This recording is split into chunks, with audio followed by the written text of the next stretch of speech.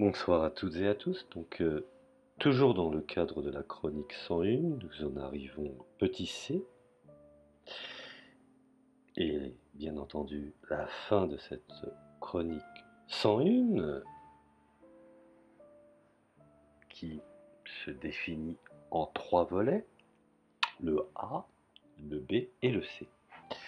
Et en cas d'espèce, nous sommes en l'occurrence dans le C, donc la fin de cette chronique 101. Alors dans cette chronique 101, faisant suite aux informations de l'avertissement posthume de Lénine, de façon un peu prophétique, où il avait averti certains dangers vis-à-vis du nationalisme d'une petite nation opprimée et celui d'une grande nation opprimante. Et effectivement, sur les analyses, je dirais, très judicieuses de M. Zbigniew-Brzezinski, aujourd'hui, on considérer que la Russie de Poutine se retrouve à la croisée des chemins, qu'on définit en russe comme le Perekrestok. En effet, elle doit faire des choix politico-stratégiques cruciaux qui détermineront finalement son avenir et sa position sur la scène internationale, ce qu'elle a commencé à faire, et par ce biais, son statut géopolitique. Alors, bien entendu, tout cela concourt à une exigence qui est le but de contrebalancer le superpuissant axe OTAN-États-Unis. Moscou est tenté, je dirais, de reconstruire un axe eurasien par le biais de diverses structures politico-militaires, sans pour autant renoncer à ses valeurs européennes et à son ouverture vers l'Occident.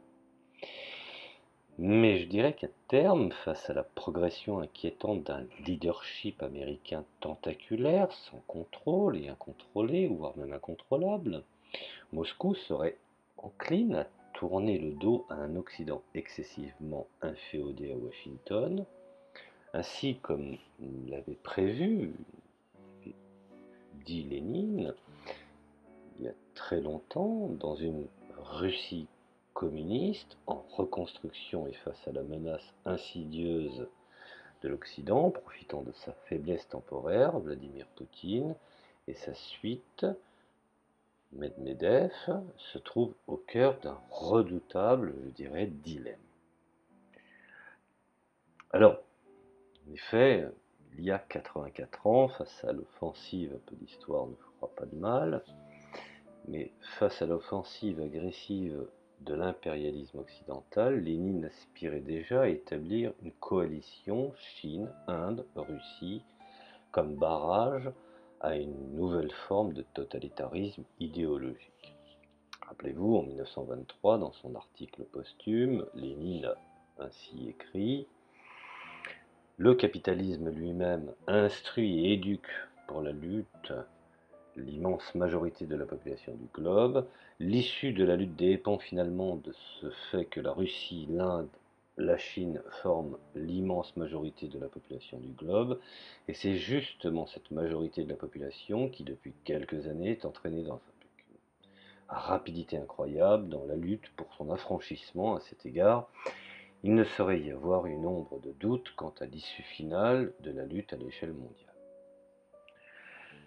Alors, ainsi, l'espace d'une révolution, l'histoire semble se répéter finalement au fond, pour enjeu final le leadership mondial sur le grand échiquier eurasien, une nouvelle forme de guerre tiède ressurgit, on peut le constater, certains parlent de réhabilitation ou du retour d'une certaine guerre froide. Le terme tiède serait peut-être plus, je dirais, plus adéquat, plus adapté. Et donc cette guerre tiède ressurgit des abîmes libéraux de l'histoire étant désormais à s'imposer. Alors je dirais que bien sur le point de réussir son retour et d'achever sa reconstruction identitaire, la Russie poutinienne redoute dans le même temps la montée, bien entendu, de l'instabilité politique au cœur de son ancien empire. Alors, pour reprendre l'expression historique de Lénine, que faire? Je tiens à citer Jean Géronimo, un docteur en sciences économiques, spécialiste de l'URSS et des questions russes à l'université Pierre-Mendès France, à Grenoble, hein, au CREPEM, Centre de recherche économique sur la politique publique en économie de marché. Et effectivement, on peut considérer dans son travail d'une grande qualité euh, qu'il a mis en relation le nouveau travail de réflexion, d'une part de l'histoire, et ensuite dans deux phases, une phase de reconstruction et une phase de redressement, en se basant bien entendu sur des textes de Primakov et sur des textes de Zinoviev. Et finalement, au fond, il nous invite à reconsidérer la Russie telle qu'elle doit être aujourd'hui et son rang important dans la stabilité du monde, et certainement pas de la mettre en péril ou dans un danger qui de toute façon, comme disait le général de Gaulle, aura des conséquences pour le continent. Voilà, c'était je dirais la clôture de cette chronique 101 sur le retour de la Russie sur la scène politique avec ses différentes influences. Je vous remercie de m'avoir écouté et je vous dis à la prochaine chronique.